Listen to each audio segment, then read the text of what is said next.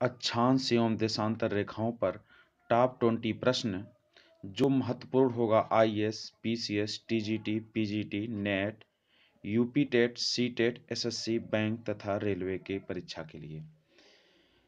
यह वीडियो उन सभी विद्यार्थियों को समर्पित है जो हमसे इलाहाबाद में ऑफलाइन क्लास करते हैं या जो हमारे दोस्त फेसबुक पर हमसे जुड़े हैं और दूर होने की वजह से इलाहाबाद या प्रयागराज नहीं आ पाते हैं, तो उनके लिए यह वीडियो है।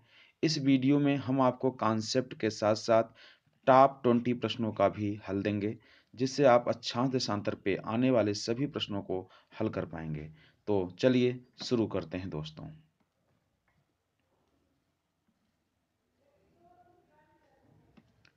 शुरू करने से पहले आप हमारे चैनल को लाइक और सब्सक्राइब अवश्य करें। हमारे चैनल का नाम है UPSC with Sunil R Yadav.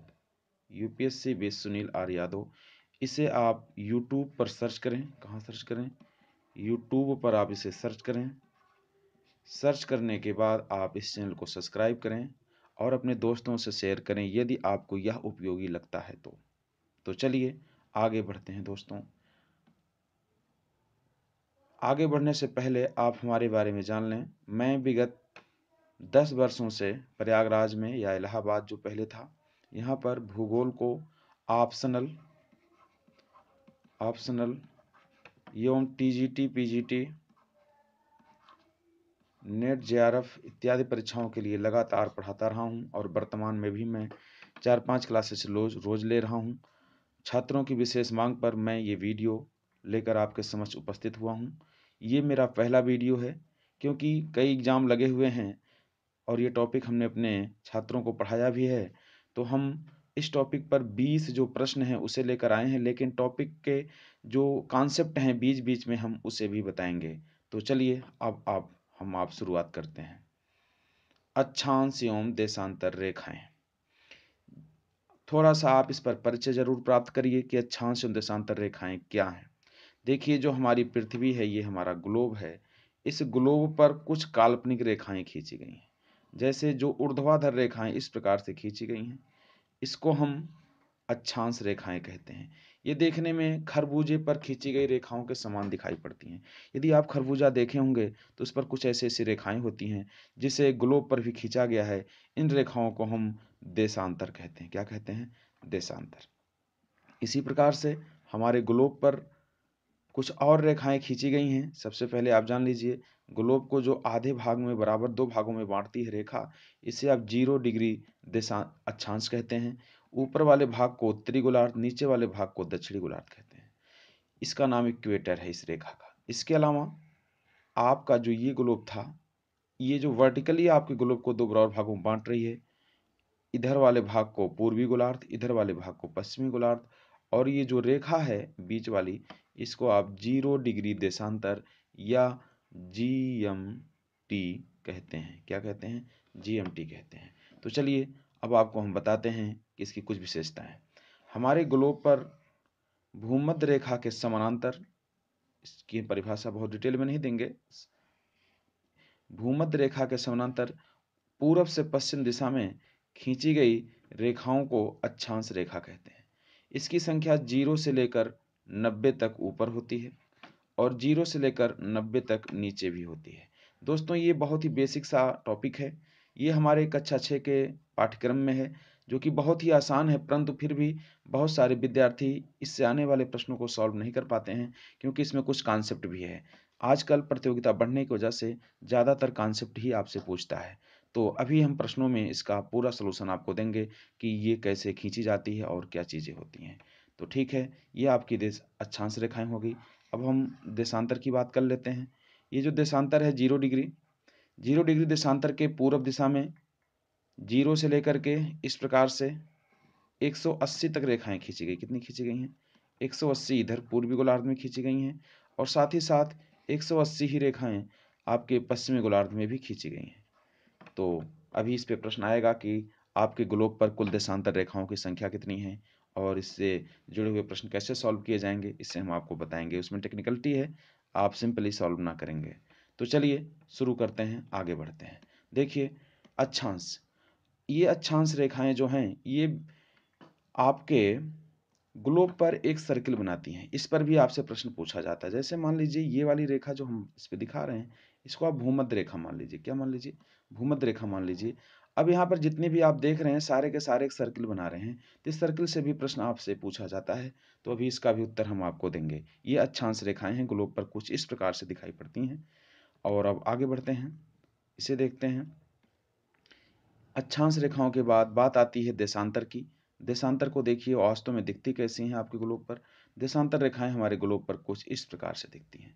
ये भी सर्किल बनाती हैं, जैसे इधर से देखिए उधर जाने पर एक पूरा पूरा सर्किल बना रही हैं। इस पर भी प्रश्न आपसे पूछा जाता है। इसका भी उत्तर हम आपको अभी कुछ देर में दे रहे हैं। चलिए आगे बढ़ते हैं। तो आप तैयार हैं टॉप 20 प्रश्नों के लिए? तो चलिए शुरू करते हैं। प्रश्न नंबर 1, सबसे पहला प्रश्न है हमारा, ग्लोब पर अक्षांश रेखाओं की कुल संख्या कितनी है? ग्लोब पर अक्षांश रेखाओं की कुल संख्या कितनी है? तो दोस्तों आपको हम विकल्प देते हैं और देखते हैं कि आप उसे सही करते हैं या नहीं। ये देखिए हमारा विकल्प ए, बी, सी और डी, 4 विकल्प हमारे पास है। तो हम आपसे चाहेंगे कि हमारे उत्तर बताने से पहले आप कमेंट बॉक्स में इनमें से जो विकल्प आपको सही लगे प्रश्न नंबर 1 के लिए आप उसे ज़रूर टाइप करें। तो आपने टाइप कर दिया होगा ईमानदारी पूर्वक। चलिए हम बताते हैं आपका कौन सा उत्तर सही है। आपका इसमें बी ऑप्शन सही है। अब जिन दोस्तों को लगता होगा नहीं बी नहीं 180 है, क्योंकि मैंने देखा है, मेरा अनुभव है कि लगभग 90% छात्र इस प्रश्न को सॉल्व करते समय गलत कर देते हैं। कारण ये है क्योंकि ये प्रश्न बहुत आसान नज़र आता है और लड़के सोचते हैं कि हम बिना किसी जानकारी के इसका उत्तर बहुत आसानी से दे सकते हैं। इसका उत्तर गलत देने का कारण क्या है मैं उसको भी आपको इंगित कर रहा हूँ। देखिए हमारा ये ग्लोब है, अभी आपको बताया गया कि ग्लोब के बीच में से एक रेखा गुजरती है जिसे आप 0 डिग्री कहते हैं, भूमध्य रेखा कहते हैं। भूमध्य रेखा के ऊपर की दिशा में 0 से लेकर के 90 तक रेखाएं खींची गई हैं, यहाँ तक 90 होता है। और इसी प्रकार से दक्षिणी गोलार्ध में 0 से लेकर के 90 तक रेखाएं खींची गई।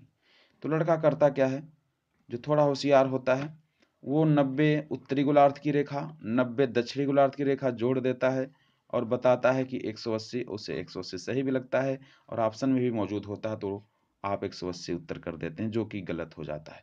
गलत क्यों हुआ भाई? क्योंकि आपने 0 डिग्री को छोड़ दिया। 0 डिग्री नाम का 0 डिग्री है, लेकिन ये वास्तव में एग्जिस्ट कर रही है। देखिए यहाँ पर 0 डिग्री नाम की एक रेखा, अगर आप इसे गिनेंगे तो इसे भी ऐड करेंगे, तो कुछ लोग जो थोड़ा ज़्यादा होशियार होंगे वो +1 भी कर लेंगे। अब उत्तर कितना हो जाएगा? +1 जोड़ेंगे तो उत्तर हो जाएगा 181। अब ऑप्शन में 181 भी मौजूद है। कुछ लोगों का उत्तर 181 भी सही हो चुका होगा, जो कि ये भी गलत है। अब आप सोच रहे होंगे यार 181 हुआ, हमने सही से जोड़ा, फिर गलती कहाँ हुई? दोस्तों गलती इसके कॉन्सेप्चुअल वाले पार्ट से है। गलती यहाँ से आप करते हैं। देखिए ये हमारी भूमध्य रेखा है।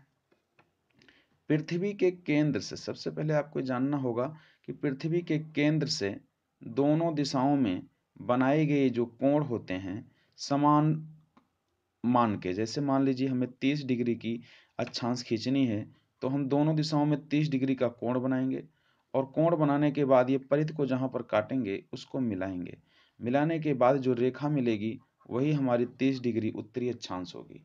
इस प्रकार से आप इस ग्लोब पर मैक्सिमम कितनी रेखा खींच सकते हैं? अगर मैक्सिमम की बात करें तो इस ग्लोब पर आप 90 डिग्री इधर से 90 डिग्री इधर से, अर्थात ये जो 90 डिग्री वाला आपका बिंदु आएगा, ये 90 डिग्री वास्तव में आपका एक बिंदु होगा, जो कि आपने गणना करते समय 2 बार क्या किया है, 90 को जोड़ा है। इसीलिए आपका उत्तर जो था 90 + 90 +1 0 डिग्री के लिए -2, क्योंकि आपने 2 गलत लिया था, इसीलिए इसका उत्तर आएगा 179। तो आपके ग्लोब पर कुल अक्षांश रेखाओं की संख्या कितनी है? 179 है। इस बात को आप याद कर लीजिए। कई सतही किताबों में भी ये प्रश्न का उत्तर गलत दिया रहता है। तो आज हमने यहाँ पर आपको डिस्क्लोज कर दिया कि आखिर 179 रेखाएं ही ग्लोब पर क्यों होती हैं और ये कैसे खींची जाती हैं। आप किसी भी रेखा को खींच सकते हैं। सपोज दैट आपको 60 डिग्री खींचना है तो नीचे की तरफ 60 डिग्री बनाइए। 60 डिग्री बनाने के बाद आपकी ये परिध पर कहीं ना कहीं काटेंगे दोनों तरफ, जहाँ पे काटेंगे उन दोनों बिंदुओं को आप मिला दीजिए, सिंपल। मिलाने के बाद ये 60 डिग्री की आपकी दक्षिणी गोलार्ध की अक्षांश रेखा आ गई। कितनी भी आप खींच सकते हैं, लेकिन 90 से ज़्यादा नहीं हो पाएगा, क्योंकि शर्त यह है कि दोनों तरफ से कोण बनाना है। ठीक है दोस्तों, तो प्रश्न 1 को हमने सक्सेसफुली आपको समझा दिया है। आप इसे अच्छे से देखें और समझें। चलिए आगे बढ़ते हैं। हम अब प्रश्न 2 की तरफ बढ़ते हैं। हमारा प्रश्न 2 क्या है? ग्लोब पर अक्षांश रेखाओं द्वारा बनाए गए कुल वृत्तों की संख्या क्या होगी? बहुत ही आसान सा प्रश्न है। ग्लोब पर हमारे अक्षांश रेखाओं द्वारा जो बनाए गए वृत्त हैं उनकी संख्या क्या होगी? तो आपके लिए विकल्प फिर मौजूद है। तो चलिए बताइए, बहुत जल्दी से आंसर आप दीजिए। 180 होगा, 179 होगा, 181 होगा या 178 होगा? तो चलिए हम आपको उत्तर देते हैं। उत्तर 179 होगा। क्यों? क्योंकि जितनी रेखाएं हैं उतनी ही तो आपके ग्लोब पर अक्षांश रेखाएं हैं। जितने ही अक्षांश रेखाएं उतने ही तो आपके ग्लोब पर, जैसे आपने देखा कि आपकी ये जो सर्किल है पूरा ग्लोब को घुमा घुमा के खींचे जाते हैं ना चारों तरफ से। आपको शुरुआत में दिखाया, आप बैक करके देख सकते हैं। तो ये जो रेखाएं हैं कुल 179 है ही हैं। तो 179 ही आपके सर्किल खींचे जाएंगे आपके ग्लोब पर, इसीलिए प्रश्न 2 का उत्तर ये सही हुआ। तो चलिए अगले प्रश्न की तरफ बढ़ते हैं। अगला प्रश्न हमारा है प्रश्न 3। ग्लोब पर अक्षांश रेखाओं से कितने बृहद वृत्तों का निर्माण होता है? ये प्रश्न बहुत बार पूछा गया है, इसे आप ध्यान से दें। इसमें लिखा है ग्लोब पर अक्षांश रेखाओं द्वारा कितने बृहद वृत्तों का निर्माण होता है। अब आपको सबसे पहले ये जानना है कि ये बृहद वृत्त वास्तव में होता क्या है। बृहद वृत्त का मतलब होता है किसी भी गोले में खींचा गया बड़ा से बड़ा वृत्त, वह उसका बृहद वृत्त कहलाता है। तो यदि आप ग्लोब को ध्यान से देखेंगे तो हमारे ग्लोब पर जो बृहद वृत्त है, जैसे आपका ये ग्लोब है, इस ग्लोब पर यदि आप एक बृहद वृत्त का निर्माण करें तो जो 0 डिग्री है, मतलब भूमध्य रेखा, इससे बनाया गया जो गोला है वो सबसे बड़ा होगा। इसके बाद जितनी रेखाएं आप खींचेंगे इसके समानांतर, वो धीरे धीरे ध्रुवों की तरफ जाने पर छोटी होती चली जाएंगी। इस प्रकार आप देख रहे हैं कि भूमध्य रेखा द्वारा ही सबसे बड़े वृत्त का क्या होगा? निर्माण होगा। इसीलिए आप जान लीजिए कि जो इसका उत्तर होगा वो भूमध्य रेखा होगा या 0 डिग्री होगा। चलिए इसका उत्तर हम पहले ही बता दिए बाय डिफ़ॉल्ट। तो इसका उत्तर आप देख लीजिए, इसका उत्तर ऑप्शन ए होगा, सॉरी ऑप्शन सी होगा, क्योंकि बृहद वृत्तों की संख्या पूछा है तो बृहद वृत्तों की संख्या 1 होगी। आप इस बात को याद रखिएगा कि ग्लोब पर बृहद वृत्तों की संख्या कितनी होगी? 1 होगी। चलिए दोस्तों, फिर अब आगे बढ़ते हैं हम लोग अगले प्रश्न की तरफ। अगला प्रश्न हमारा 4 है। ग्लोब पर कर्क रेखा को कौन सी नदी 2 बार काटती है? ये प्रश्न बहुत बार एग्जाम में पूछा गया है। आपको इसका उत्तर अवश्य देना पड़ेगा कि ग्लोब पर कर्क रेखा को कौन सी नदी 2 बार काटती? अब कर्क रेखा क्या है, मकर रेखा क्या है, आप इसे थोड़ा सा यहाँ पे समझ लें, फिर आगे बढ़ते हैं। हमारा ये जो ग्लोब है, इस हमारे ग्लोब पर कुछ अक्षांश रेखाओं को विशेष नाम दिया गया है। जैसे ये जो पहली अक्षांश रेखा आपको दिख रही है जो 20 से है, इसको आप भूमध्य रेखा कहते हैं। क्या कहते हैं? भूमध्य रेखा। भूमध्य रेखा। इसके अतिरिक्त जो इसके ऊपर से एक रेखा गुजरती है जो 23.5 डिग्री नॉर्थ होती है, इसको आप कर्क रेखा कहते हैं। इसके अलावा जो नीचे से एक रेखा गुजरती है 23.5 डिग्री साउथ की, इसे आप मकर रेखा कहते हैं। तो आपसे पूछा है कि ये जो कर्क रेखा है जब ये ग्लोब पर गुजरती है तो बहुत सारे देशों से गुजरेगी, बहुत सारे राज्यों से गुजरेगी, और इससे बहुत सारी नदियाँ या कुछ नदियाँ इससे कटेंगी, या जैसे कोई नदी मान लीजिए प्रवाहित हो रही है। प्रश्न हमारा ये है कि कोई नदी जा रही है, इस प्रकार से नदी काट दे रही है 2-2 बार। तो आपसे ये पूछा है कि ऐसी कौन सी नदी है जो हमारी कर्क रेखा को 2 बार काटती है? तो चलिए ऑप्शन देखते हैं, फिर इसका उत्तर देते हैं। इसका ऑप्शन है नील, जायरे या कांगो, लूनी और माही। तो आप इसका आंसर जल्दी से कमेंट बॉक्स में टाइप करें पहले। तो अब हम आंसर बताने जा रहे हैं। इसका उत्तर डी है, माही। भारत में बहने वाली माही नदी, कौन सी नदी? माही नदी हमारे कर्क रेखा को 2 बार काटती है। कितनी बार काटती है? 2 बार। तो इसका उत्तर होगा माही। चलिए दोस्तों आगे बढ़ते हैं। क्वेश्चन नंबर 4 हो चुका है। अब हम क्वेश्चन नंबर 5 पे चलते हैं। ये प्रश्न बहुत ही इंपॉर्टेंट और बहुत ही सरल है। इसका उत्तर आप में से सबको पता होगा। प्रश्न है, भारत में अक्षांश रेखाएं निम्न में से किस राज्य से गुजरती है? तो थोड़ा सा जान लीजिए। हमारा जो भारत है, हमारा अपना भारत, हमारा जो भारत है, ये देखिए ये यहाँ के इसके बीच से ऊपर से हमारी यहाँ से होकर के अक्षांश रेखा क्या होती है, हमारी कर्क रेखा गुजरती है, जो कि 8 राज्यों से गुजरती है। कहाँ से गुजरती है? 8 राज्यों से गुजरती है। तो प्रश्न आपका है कि भारत में अक्षांश रेखा निम्न में से किस राज्य से गुजरती नहीं है? तो ऑप्शन देखते हैं कि हमारा ऑप्शन क्या सही है। अभी इसका हम फिगर आपको दिखाएंगे आगे चल करके। ऑप्शन हमारा क्या सही है, ऑप्शन देखिए, गुजरात, मिजोरम, मेघालय और झारखंड। इसमें से आपको बताना है कि हमारी अक्षांश कर्क रेखा किस राज्य से नहीं गुजरती है। तो इसका आंसर आप जल्दी से कमेंट बॉक्स में कमेंट करें। तो हम सही उत्तर बता रहे हैं, सही उत्तर इसका है सी, मेघालय। हमारी अक्षांश रेखा मेघालय राज्य से होकर नहीं गुजरती है। चलिए देख लीजिए, आप चित्र देख लीजिए, ये 23.5 डिग्री की हमारी अक्षांश रेखा गुजर रही है, जिसे आप कर्क रेखा कहते हैं। यह भारत के 8 राज्यों से गुजर रही है। 8 राज्य कौन कौन से हैं? 8 राज्य आपके कौन कौन से? नंबर 1 पे गुजरात है, नंबर 2 पे राजस्थान है, देखिए थोड़ा सा राजस्थान का हिस्सा है, मध्य प्रदेश है, झारखंड है, छत्तीसगढ़ है, ये वाला छत्तीसगढ़ ये है, छत्तीसगढ़, पश्चिम बंगाल है, त्रिपुरा है और मिजोरम है। कुल 8 राज्य हैं। जबकि आपका मेघालय देखिए ऊपर पड़ जा रहा है बगल में, तो मेघालय से हमारी रेखा गुजर नहीं रही है, इसीलिए हमारा ऑप्शन जो था वो मेघालय वाला सही होगा। ठीक है दोस्तों, तो आगे बढ़ते हैं। चलिए अगले प्रश्न की तरफ चलते हैं। अगला प्रश्न है, ग्लोब पर देशांतर रेखाओं की कुल संख्या कितनी है? आपका भी एक प्रश्न आया था जिसमें हमने उत्तर दिया था कि ग्लोब पर अक्षांश रेखाओं की संख्या कितनी और क्यों है। तो उसी प्रकार से एक प्रश्न फिर है, ग्लोब पर देशांतर रेखाओं की कुल संख्या कितनी है? देशांतर रेखाएं तो आपको याद है ना भाई, ये देखिए, ग्लोब पर ऊर्ध्वाधर खींची गई ये रेखाएं देशांतर कहलाती हैं। आपको हमने कुछ देर पहले ही बताया था कि ये जो रेखाएं खींची गई हैं, ये बीच वाली जीएमटी होती है, जिसे 0 डिग्री कहते हैं। यहाँ से लेकर इसकी संख्या 180 होती है और इस तरफ भी कितनी होती है? 180 होती है। तो अब आप देशांतर रेखाओं को तो जान चुके हैं कि कौन सी होती हैं। तो चलिए ऑप्शन देख लेते हैं क्या सही होगा। अब ऑप्शन आपका है, ऑप्शन है 180, 360, 361, 362। तो ज़्यादातर लड़के इस प्रश्न को भी गलत कर देते हैं, क्योंकि उनको लगता है कि जो हम सोच रहे हो सही है, लेकिन एग्जामिनर हमेशा टेक्निकलिटी पर ध्यान देता है।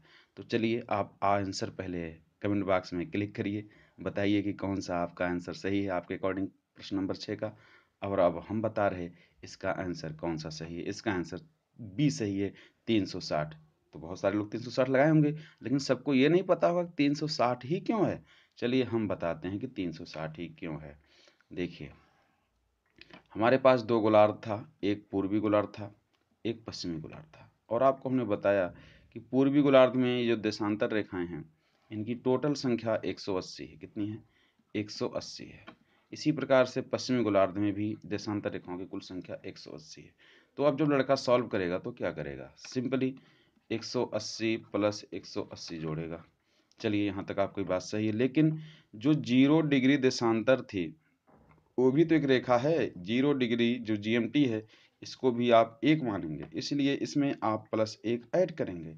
अगर +1 आप ऐड कर दिए तब क्या होगा? +1 ऐड करने के बाद आपका जो उत्तर है वो बदल जाएगा। आपका हो जाएगा 360 + 1 = 361। चलिए, तो 361 भी ऑप्शन में है, जो कि गलत है, ये भी नहीं होगा। तो फिर भाई हमारा 360 कैसे हुआ? आप देखिए, जो हमारी 180 डिग्री की रेखा है, ये दोनों एक दूसरे पर, ये वाली रेखा और ये रेखा, क्योंकि हमारा ग्लोब गोल है, तो एक दूसरे पर ओवरलैप करती है। ओवरलैप करने की वजह से आप इसमें से -1 घटा देंगे, -1 कर देंगे, तो ये हो जाएगा 360। इसीलिए आपका जो उत्तर आएगा वो होगा बी। ठीक, तो आपको समझ आ गया होगा ग्लोब पर देशांतर रेखाओं की कुल संख्या 360 क्यों होती है। देखिए, हम कॉन्सेप्चुअल भूगोल पढ़ाते हैं, तो हमेशा भूगोल में 3 प्रश्नों का हमेशा हम ध्यान रखते हैं। क्यों, ये चीज़ क्यों हुई, ये चीज़ कहाँ पर हुई और ये चीज़ कैसे हुई। अगर किसी प्रश्न में आपको इन तीनों का उत्तर मिल जाए तो आप समझ लीजिए कि आप उस प्रश्न को भली भांति जान गए हैं। और यदि ये प्रश्न आपको नहीं सॉल्व हो पाते हैं किसी टॉपिक के भूगोल में, तो आप समझिए आपका ज्ञान अधूरा है, आपको कुछ और पढ़ने लिखने की ज़रूरत है। तो चलिए दोस्तों आगे बढ़ते हैं। अगला जो प्रश्न हमारा होगा प्रश्न नंबर 7। देखिए, एक प्रश्न फिर एकदम आपके सामने आया। प्रश्न यह है कि 2 आमने सामने देशांतर रेखाएं कितने डिग्री का कोण बनाती हैं? तो ज़्यादातर लोग तो इस प्रश्न को समझ नहीं पाएंगे। ऑप्शन हम आपको दे देते हैं। देखिए, प्रश्न है, दो आमने सामने देशांतर रेखाएं, मतलब आमने सामने वाली देशांतर रेखाएं कितने डिग्री का कोण बनाती हैं? तो सबसे पहले इस प्रश्न को समझते हैं। उत्तर तभी दे पाएंगे जब प्रश्न समझेंगे। देखिए, हमारा ये ग्लोब है। अब की बार हम ध्रुव को ऊपर ना लेकर ध्रुव को बीच में लेते हैं, मतलब ये हमारा उत्तरी या दक्षिणी गोलार्ध का बिंदु है। और ये 0 डिग्री, मतलब हम ग्लोब को ऊपर से देख रहे हैं। अगर हम ग्लोब को ऊपर से देखेंगे तो मान लीजिए कि ये रेखा आपकी GMT है। क्या है GMT? मतलब 0 डिग्री देशांतर। क्या है ये? 0 डिग्री देशांतर। तो इसी के सीधे अगर आप इधर आएंगे, इस तरफ आएंगे, तो ये रेखा जो है ये होती है 180 डिग्री। तो यही प्रश्न आपसे पूछा है कि अगर आमने सामने दो देशांतर रेखाएं हैं तो उनके बीच का जो कोण होता है कितने डिग्री का होता है, जो आमने सामने मिलकर ये बनाती हैं। तो देखिए 0 था, ये 180, तो मतलब दो देशांतर रेखाएं आपस में समपूरक कोण बनाती है। कौन सा कोण बनाती हैं? समपूरक कोण बनाती हैं। इस बात को आप ध्यान रखिएगा। समपूरक कौन होगा? 180 होगा। जैसे, और आप एग्जांपल ले लीजिए। जैसे सपोज दैट ये वाली रेखा आपकी जो है, ये वाली रेखा अगर 30 डिग्री की देशांतर है तो इधर वाली कितनी होगी? 30 का 150 में से 180 में से घटाइए तो उत्तर कितना आएगा? 150। तो इसका उत्तर क्या हुआ? 180। मतलब दो आमने सामने वाली देशांतर रेखाएं एक दूसरे के साथ 180 डिग्री का क्या बनाती हैं? कोण बनाती हैं। ठीक दोस्तों, ये भी आपको समझ आ गया होगा। चलिए अब हम आंसर इसको दिखाई देते हैं। इसका आंसर ए है 180। तो आप इसे जरूर याद रखिएगा कॉन्सेप्ट के साथ। चलिए अगले प्रश्न पर चलते हैं। प्रधान मध्याह्न रेखा तथा भूमध्य रेखा एक दूसरे से कहाँ मिलती हैं? ये प्रश्न बहुत बार पूछा गया है, जिसका उत्तर आपको अवश्य पता होना चाहिए। देखिए यार, इसका मैंने विकल्प नहीं सही किया है, तो इसके विकल्प पे ध्यान मत दीजिए। मैं विकल्प आपको वैसे दे दे रहा हूँ जैसे इसमें 180 दिया है, 179, ये विकल्प ध्यान मत दीजिए। हम ऑप्शन दे रहे हैं। विकल्प ए के लिए आपको दे दे रहे हैं अफ्रीका। क्या दे दे रहे? अफ्रीका। दूसरा विकल्प आपका दे रहे हैं अमेरिका। अमेरिका। तीसरा विकल्प दे दे रहे हैं आपको हम प्रशांत महासागर। प्रशांत महासागर। प्रशांत महासागर। और आपको हम चौथा विकल्प दे दे रहे हैं अटलांटिक महासागर। कौन सा महासागर? अटलांटिक, अर्थात डी। अब आपको ऑप्शन बताना है कि प्रधान मध्याह्न रेखा और भूमध्य रेखा एक दूसरे को कहाँ पर काटती हैं। तो आपका सही उत्तर जो है जल्दी से आप कमेंट में टाइप करें। चलिए हम आपको बता देते हैं इसका सही उत्तर क्या है। इसका सही उत्तर है आपका अटलांटिक महासागर, जो गिनी की खाड़ी है। कौन सी खाड़ी है? गिनी की खाड़ी है अटलांटिक महासागर में। वहीं पर ये दोनों रेखाएं एक दूसरे को काटती हैं। आप मैप उठाकर उसे जरूर देख लें। तो ठीक है दोस्तों, अगले प्रश्न की तरफ हम बढ़ते हैं। हमारा जो अगला प्रश्न होगा, अगला प्रश्न है भारत की मानक समय रेखा कितने राज्यों से होकर गुजरती है? मानक समय रेखा। तो भारत की मानक समय रेखा है कौन सी? ये भी प्रश्न कई बार पूछता है कि भारत की मानक समय रेखा कौन सी है। तो मानक समय रेखा का मतलब क्या है? देखिए आप, ये जो हमारा भारत है इसका जो देशांतरी विस्तार है, मतलब पूरब से लेकर पश्चिम में लगभग 30 डिग्री के आसपास है। कितना है? 30 डिग्री। 30 डिग्री देशांतर इसका क्या है? विस्तार है। 30 डिग्री देशांतर आपके भारत का विस्तार है। और आपको पता है कि 1 डिग्री देशांतर बराबर 1 डिग्री देशांतर बराबर होता है 4 मिनट के। कितना होता है? 1 डिग्री देशांतर बराबर होता है 4 मिनट। तो ये जो 4 मिनट है, अगर आप इसे गुणा करेंगे तो होगा 120 भाई 1 देशांतर बराबर 4 मिनट, तो 30 देशांतर बराबर 120 मिनट। इस प्रकार से आपके यहाँ 2 घंटे का डिफरेंस है। तो इसीलिए टाइम को निर्धारित करने के लिए हम लोग क्या करते हैं? एक मानक समय रेखा बनाए हैं। तो बताइए ये कितने राज्यों से गुजरती है? इसका उत्तर हम जल्दी से दे देते हैं। इसका उत्तर है 5। इसका ऑप्शन बी सही है। कितने राज्य हैं? 5। तो अगले प्रश्न की तरफ जल्दी से बढ़ते हैं, क्योंकि दोस्तों हम 10 प्रश्न इसमें दे रहे हैं। 10 प्रश्न आपको नेक्स्ट वीडियो में देने वाले हैं। तो अब आपका प्रश्न है, भारत की प्रधान मध्याह्न रेखा निम्न में से कौन सी है? बहुत एग्जाम में पूछा गया है, तो इसका उत्तर जल्दी से आपको हम बता देते हैं। इसका उत्तर है 82.5 डिग्री ईस्ट हमारे देश से गुजरने वाली प्रधान मध्याह्न रेखा है, जो लंदन वाली GMT से +530 घंटा क्या है आगे, मतलब 5.5 घंटा आगे है। ये 5 राज्यों से गुजरती है। हमारे वीडियो को लाइक करें, सब्सक्राइब करें। अगर आपको कोई प्रॉब्लम हो तो उसको कमेंट में लिखें। इसका दूसरा पार्ट बहुत ही जल्द आपके समक्ष प्रस्तुत होने वाला है।